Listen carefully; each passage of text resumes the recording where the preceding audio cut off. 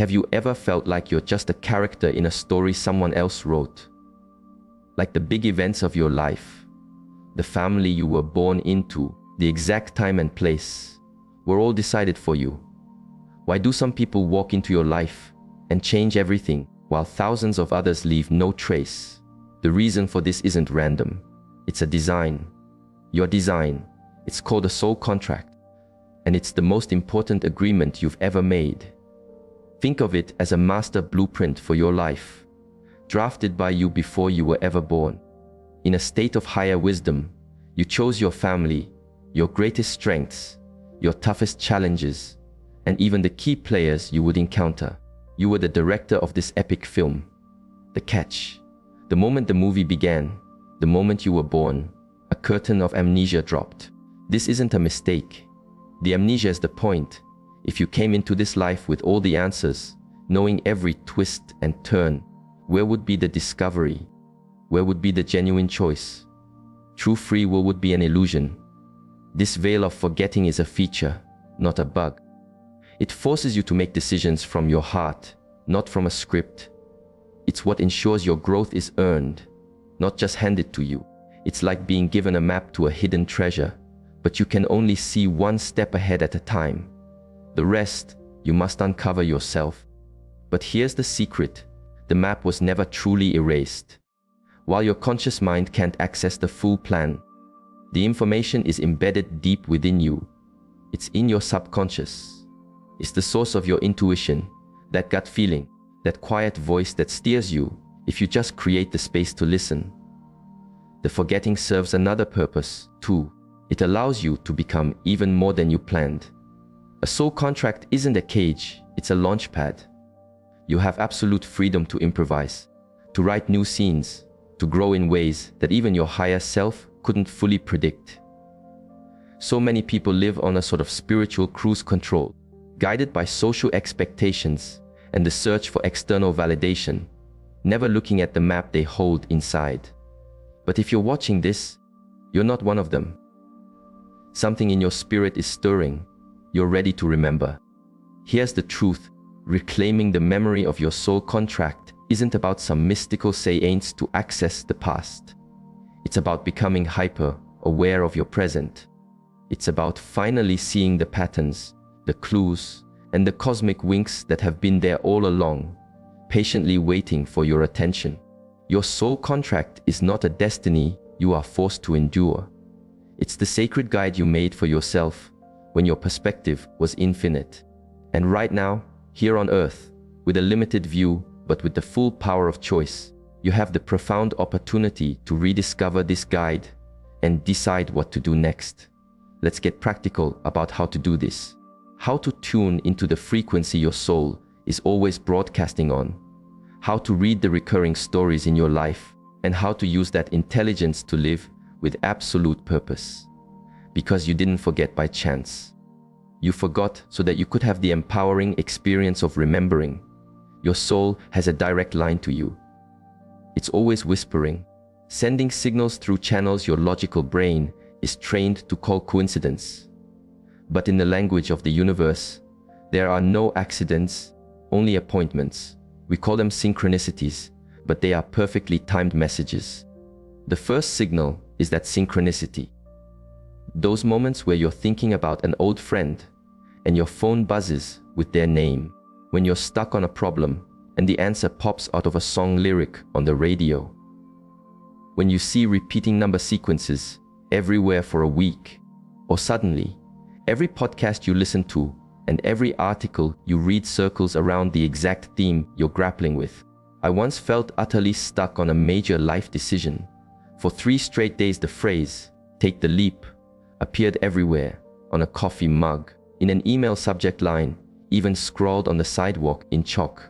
My soul wasn't hinting, it was shouting. This is your sign. Go.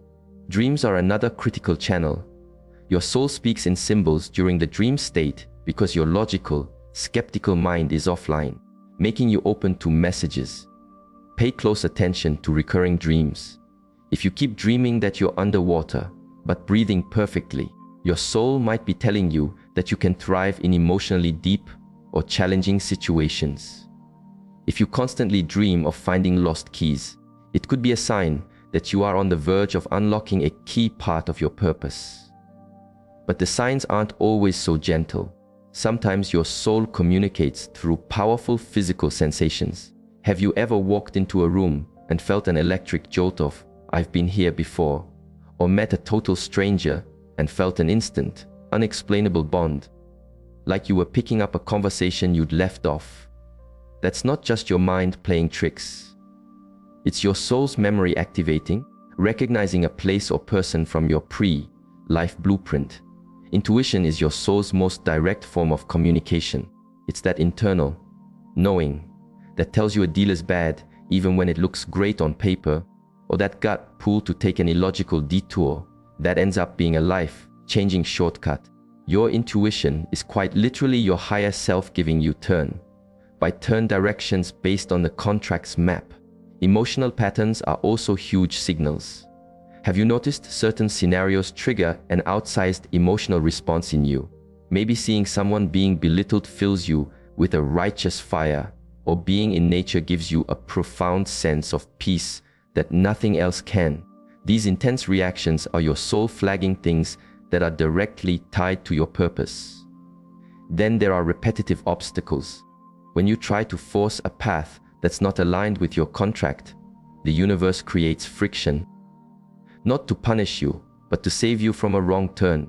If a certain door just won't open, no matter how hard you push, your soul is likely saying, "This isn't your door." Conversely, when you are aligned with your contract, a state of flow emerges. Opportunities land in your lap, the right people appear out of nowhere, resources show up just in time. The universe is conspiring with you because it is you, reflecting your own inner alignment back at you. Even your deepest fears are messengers. What we fear the most often points directly to our greatest calling. A paralyzing fear of being judged might indicate your mission is to share a message that desperately needs to be heard. A deep-seated fear of abandonment may mean your work is to teach yourself and others about true, unconditional self-love. The people in your life are also living, breathing signs, especially those who catalyze huge changes, for better or worse. And yes, especially those who drive you crazy. They are often mirrors, reflecting an aspect of yourself that's ripe for healing and growth, an aspect you plan to work on. Even your strange attractions and disinterests are clues. Why have you always been drawn to ancient Rome, or quantum physics, or a particular genre of music? Why do certain landscapes feel like home? These affinities are echoes of past life skills and experiences that are relevant to your current mission. The most powerful thing you can do is simply to begin paying attention. Your soul is a constant broadcaster. You just have to switch off the autopilot and tune in. Keep a journal of synchronicities. Make a note of your dreams. Notice your emotional triggers. Start a dialogue with your intuition. Have you ever stepped back and looked at the plot lines that repeat in your life? The same narrative arcs that appear over and over, regardless of the changing scenery or cast of characters. Let's start with your relationship plot lines. Do you consistently find yourself cast in the same role? The caregiver, the outcast, the peacemaker? Do you attract partners who are emotionally unavailable or friends who are profoundly dependent? These patterns aren't random. They are rehearsals for your soul's curriculum. If you always attract people who need rescuing, your soul's assignment might be to master unconditional love, but also the crucial lesson of setting boundaries. If you always end up in situations where you have to stand up for yourself or others, your mission might involve embodying courage and speaking truth to power. If you're the designated mediator in every group, your soul is likely here to master and spread harmony. Career patterns are just as telling. Do you find yourself repeatedly in jobs where you teach or guide others? Or are you consistently pushed into leadership positions, even when you don't seek them?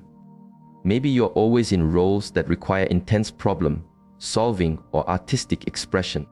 These aren't just job preferences, they are your soul's pre-loaded software, skills you brought with you to use in this life. But not all patterns feel like strengths.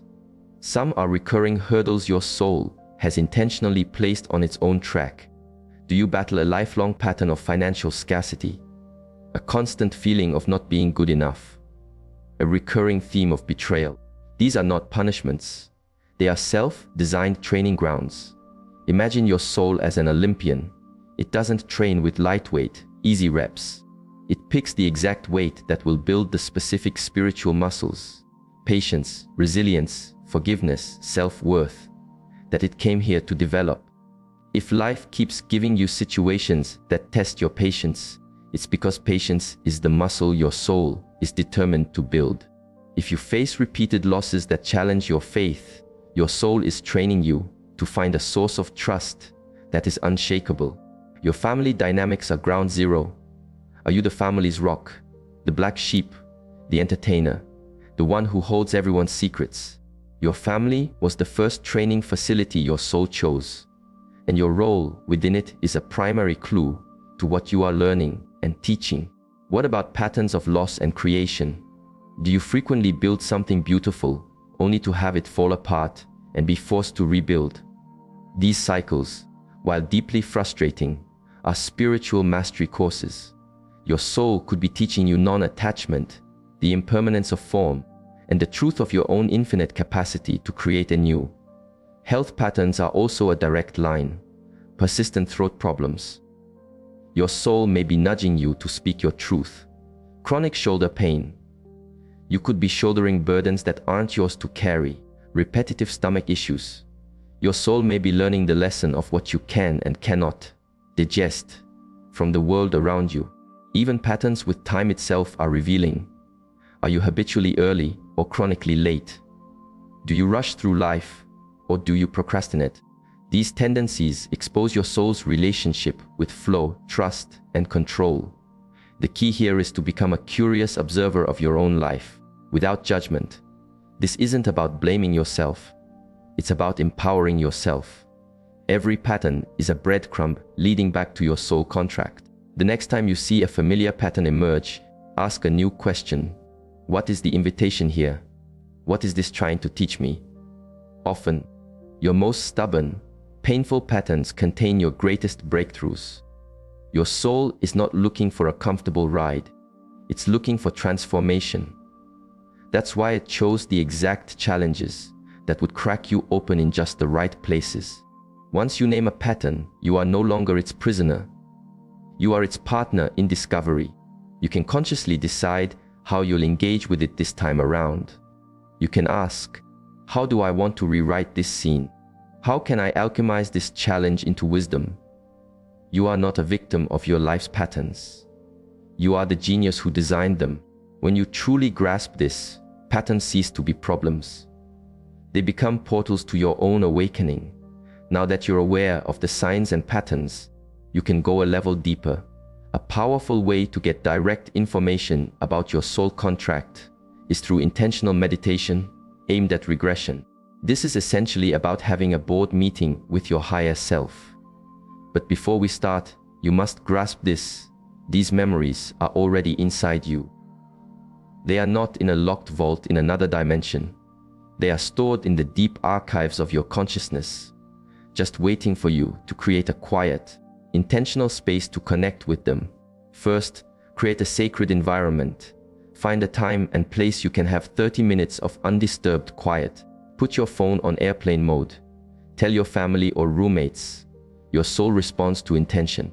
It needs to know you're serious about showing up for this meeting. Lie down or sit comfortably. Close your eyes and begin a simple box breathing exercise. Inhale for a count of 4. Hold for 4. Exhale for 4. Hold for 4. Repeat this 10 times. Feel your physical body surrender its tension with each exhale. Now, visualize a brilliant, protective light, like a shield of liquid gold, enveloping you. This is the energy of your own higher self. Feel this light seeping into your muscles, your bones, your mind, creating a safe, high vibrational space for your inner journey. With your body calm and protected, imagine yourself standing at the top of a serene, natural staircase made of stone, leading down into a beautiful, misty forest. Take each step down slowly. 10, 9, 8. Each step takes you deeper into the quiet center of your own consciousness.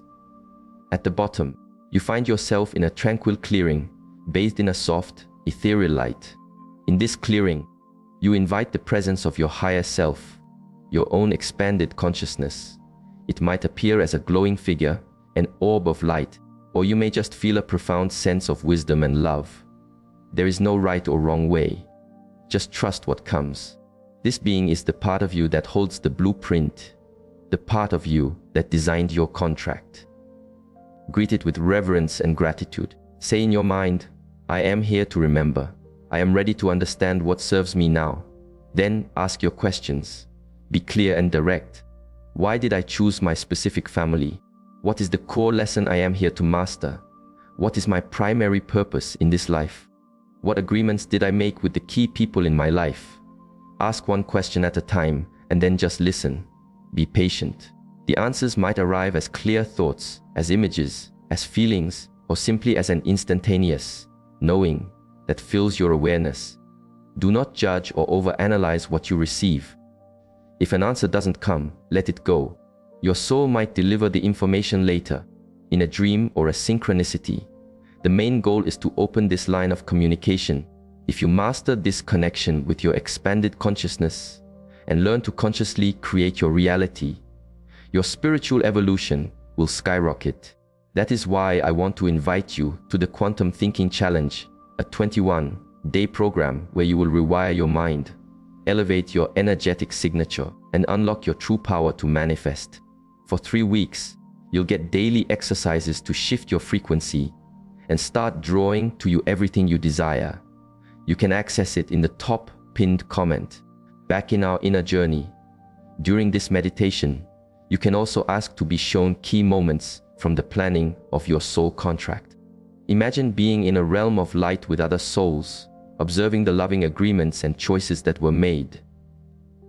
This might feel like a fantasy at first, but with practice, your intuition will learn to discern symbolic imagination from genuine soul-level memory.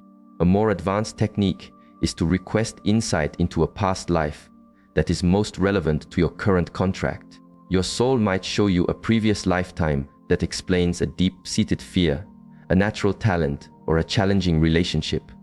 For example, if you have an unexplained pull toward a certain country, you might be shown a happy life you lived there. If you have a profound gift for resolving conflict, you might see lifetimes as a diplomat or mediator. Remember, the point of this is not to entertain yourself. It's a personal journey of profound self-understanding. Even if what you receive feels purely symbolic, treat it as a sacred story from your soul, containing essential truths about your journey. When you feel the session is complete, express deep gratitude to your higher self and begin walking back up the stone staircase, returning to your normal state of awareness. Ascend step by step, feeling more integrated and whole with each one. As soon as you open your eyes, write down everything you can remember. Don't censor or analyze. Just get it on paper. The seemingly insignificant details often hold the biggest clues. Practice this technique regularly. Just like a muscle, this inner connection gets stronger with consistent use. Your soul will share more information when it trusts that you are genuinely committed to your own growth. Over time, you can use this technique for on-the-spot guidance. Before a big meeting, take 2 minutes to connect and ask for clarity. Before a difficult conversation, ask your higher self for the right words. When facing a crossroads, check in to see which path feels most aligned with your contract's true north. Your natural talents are not a lottery of genetics. They are your soul's toolkit, hand-picked and brought into this life. These are abilities you've honed over many lifetimes, specifically chosen for the mission you're on right now. Think about this.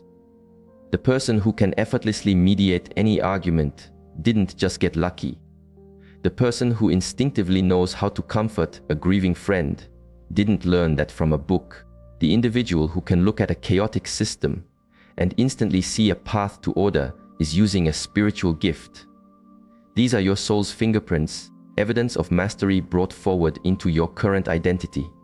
Let's do a quick self-inventory. What have you always been good at? even before anyone taught you. Think about those skills that people notice in you and say, "You're a natural at that."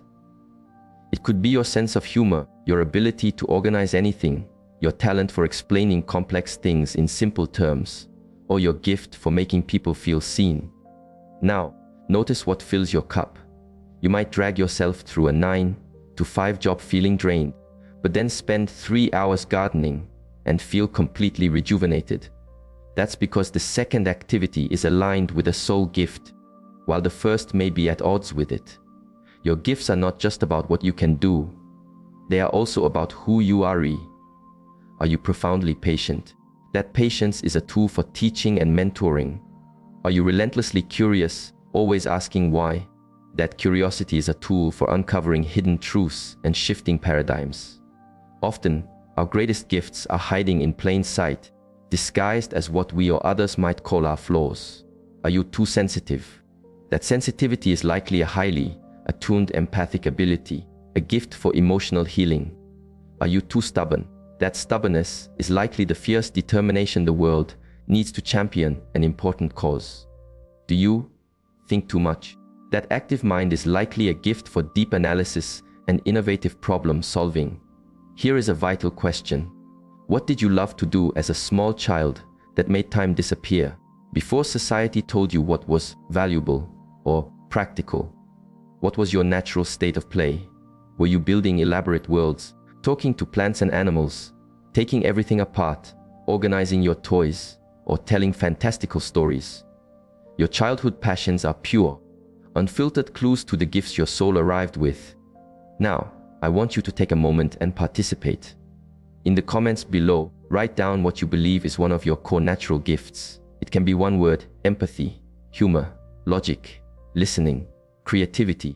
I want our community to witness the incredible spectrum of gifts present right here. Now, back to our exploration. Your gifts are also revealed by what breaks your heart about the world. If you are deeply pained by environmental destruction, your gifts may be tied to healing, preservation, and building sustainable systems. If you can't stand to see people suffering in isolation, your gifts are likely related to community building and fostering connection. If wasted human potential truly bothers you, you have a gift for inspiration and empowerment. Your gifts also show up in the genuine compliments you receive. Not the polite ones, but the spontaneous declarations people make. "I feel so much better after talking to you. You explained that in a way I finally understand." You have a way of making everyone feel included. These are mirrors reflecting your gifts in action. There's also what's known as the invisible gift. These are abilities so ingrained in your being that you assume everyone else has them too. You might think that everyone can read a room, or that everyone can easily forgive, but in reality, you are operating from a place of deep, practiced mastery.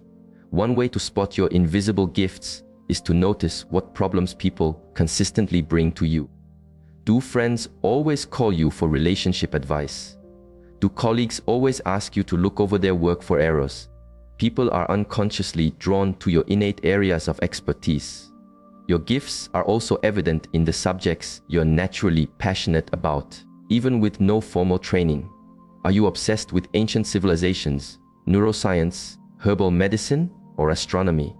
These are not random interests. This is your soul magnetically pulling you toward fields where you hold dormant knowledge and ability. And please remember this: your gifts were not given to you just for your own benefit. They are the tools you brought to contribute to the healing and evolution of humanity. When you put your gifts to use in service of a greater good, you are powerfully fulfilling your soul contract.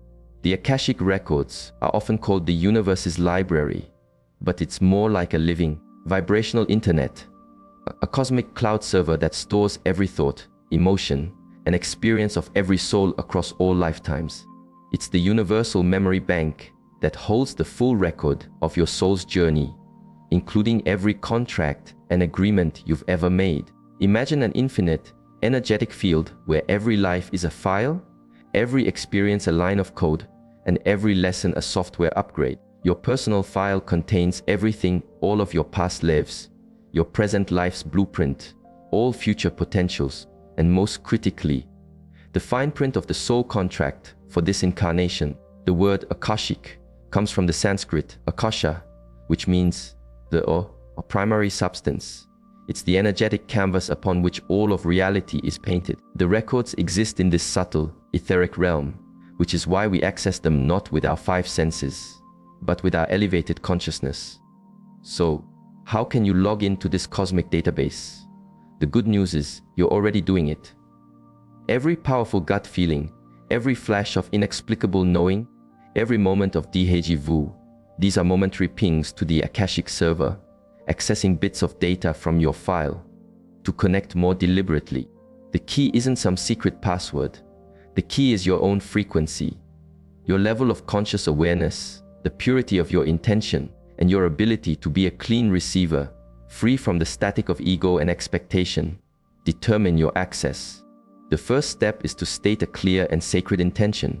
In a quiet, meditative state, declare inwardly or aloud, "It is my intention to access my Akashic records for the purpose of understanding my soul contract, for my highest good and the good of all." This intention acts as a digital key, opening a secure connection. Next, visualize yourself entering a space of profound light and knowledge. For you, it might be a temple of white marble, a futuristic library made of light, or simply a boundless expanse of calm energy. The imagery doesn't matter as much as the feeling, sacred, protected, and receptive. Now, ask to be shown your soul's book of life, your personal record.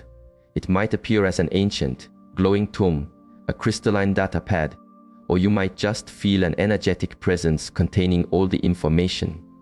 Again, trust the symbolic language of your own mind.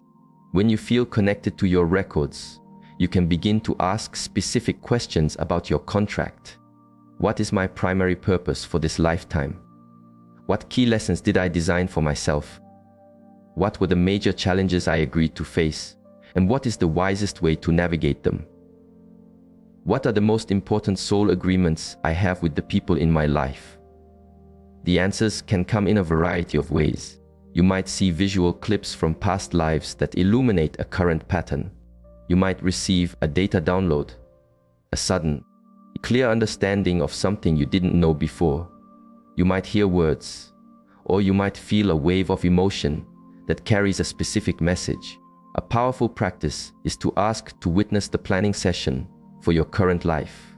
See yourself as a being of light, lovingly co-designing your upcoming incarnation with your guides and soul family.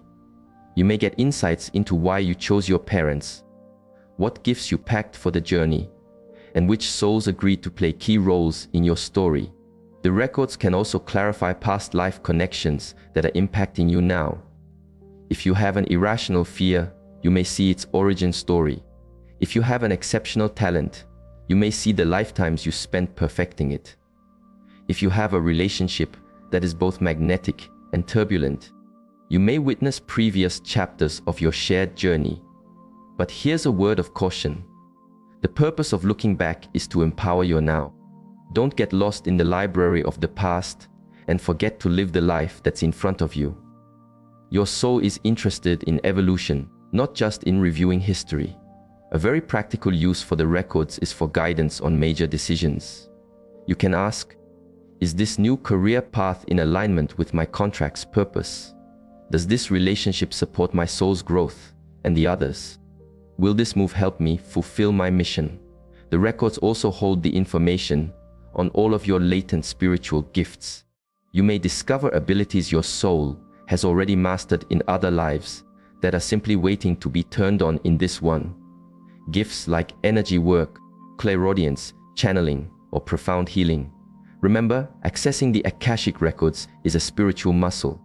Your first few sessions may feel subtle or fragmented, but with consistent practice and sincere intention, your connection will become clearer and more reliable. It is crucial to journal about your experiences. Information that seems cryptic at first can become crystal clear days or weeks later. When an event in your life validates what you were shown, always close your session with profound gratitude. Thank your guides, the keepers of the records, and your own higher self for this sacred access. And above all, commit to using the wisdom you gain with integrity, compassion, and love. Let me know, is this topic of the Akashic Records one you'd like to dive deeper into? I've been working with them for a while and would love to know if a full, dedicated course on how to access them would be of interest to you. A complete, in-depth guide. Nobody walks into your life by chance. Every person of significance, whether they bring joy or pain, is a soul you have a prior agreement with. They are chapters in your contract. And to understand your own life story, you must understand the roles these other souls have agreed to play. There are several different kinds of inter-soul contracts, each designed for a specific evolutionary purpose. Some are for comfort and support. Some are for challenge and growth. Some are for healing ancient wounds. And some are for creating something new for the world. Let's start with the easiest to recognize support souls. These are the people who appear in your life to lift you up, believe in you, and light your way. It could be the teacher who saw your potential when you couldn't, the friend who was your rock during a crisis, or the mentor who opened doors for you. These souls are your earthly cheerleaders, contractually obligated to offer you help, wisdom, or a timely opportunity. But not all contracts are designed for comfort. We also have challenge souls. These are the people who trigger you, oppose you, and force you to grow through friction. Before you write these people off as your enemies, you must understand they are fulfilling a sacred role that you yourself requested on a soul level. Your soul knew it needed to master forgiveness, or boundaries, or courage, and it contracted with another soul to act as the sandpaper, to polish that virtue in you. Think of that person who knows just how to get under your skin. They may be mirroring a part of yourself you have yet to accept, or they may be a spiritual personal trainer, forcing you to develop the muscle of standing in your power and speaking your truth. The friction is not designed to break you, it's designed to make you. Family souls are a major contractual group. These are the souls with whom you have a long and storied history, spanning many lifetimes. Parents, siblings, spouses, children. You've likely been them all to each other before. There is often an instant sense of deep familiarity because your souls know each other intimately. These are long-term contracts, often spanning multiple incarnations, designed to work through deep themes of love, responsibility, and forgiveness. A fascinating aspect of family souls is role reversal. A soul who was your mother in one life may be your daughter in this one. A sibling from a past life might be your spouse now. A former rival could be your most loyal friend. Souls do this to experience every facet of a relationship dynamic, to achieve complete and total understanding. The term soulmate is widely misunderstood. It's not just about finding the perfect romantic partner. A soulmate is any soul that resonates at a similar energetic frequency to yours and has a contract with you for significant mutual growth. You can have many soulmates, and they can show up as friends, teachers, or even powerful challengers. Soulmate relationships are often incredibly intense, not because they are perfect, but because the level of soul recognition is so high. The love between you is so strong that you are willing to push each other's buttons and trigger each other's wounds, not to cause pain, but to bring them to the surface for healing and rapid evolution. Then there's the twin flame, which is said to be the literal other half of your own soul's essence. These unions are extraordinarily rare and typically only occur when both souls have achieved a very high level of spiritual maturity. If you have to ask if someone is your twin flame, they probably aren't. When it happens, the knowing is absolute and undeniable. So, how can you discern the nature of the contracts you have with the important people in your life? Look for the lessons. Who in your life consistently forces you to learn and grow, even through difficulty? Who do you have an almost psychic connection with? Who evokes your most powerful emotions, be it overwhelming love or intense frustration? People who enter your life during a major turning point often have contracts tied specifically to that transition. The person you sat next to on a plane just when you were thinking of quitting your job. the nurse who cared for you during a health crisis, the new person who moved into your apartment building the week after a major breakup. These are not random encounters. They are divinely orchestrated appointments. Children always represent profound soul contracts. They do not choose you as a parent by accident. They choose you either because there are specific lessons you are meant to teach them, or more often, because they are here to teach you. Many children are highly evolved souls who have come to help awaken their parents. At other times, they are souls who require the specific energetic support that only your family can provide. Karmic romantic relationships are those defined by a powerful, almost fated magnetic pull, but also by recurring cycles of conflict. These relationships are designed to bring old, unfinished business from past lives to a final resolution. They can be incredibly healing when both partners are committed to breaking the old patterns, or they can be painful feedback loops that repeat until the lesson is finally learned. One of the most freeing truths you can embrace is that not all soul contracts are for life. Some are short-term. A soul comes into your life, delivers its message or its lesson, and then the paths diverge. This is not a failure. It is a successful completion of the contract. The key is to view all of your significant relationships through a lens of gratitude and higher purpose. Even those who have caused you pain were, at a soul level, your teachers. This doesn't mean condoning toxic behavior or staying in harmful situations. It means extracting the wisdom from the experience, which then empowers you to make healthier, more conscious choices moving forward. When you finally understand that everyone of significance in your life is a spiritual ally on your journey of evolution, your relationships transform. You stop taking everything so personally. You begin to see the beautiful, intricate choreography of the cosmic dance you are all engaged in together.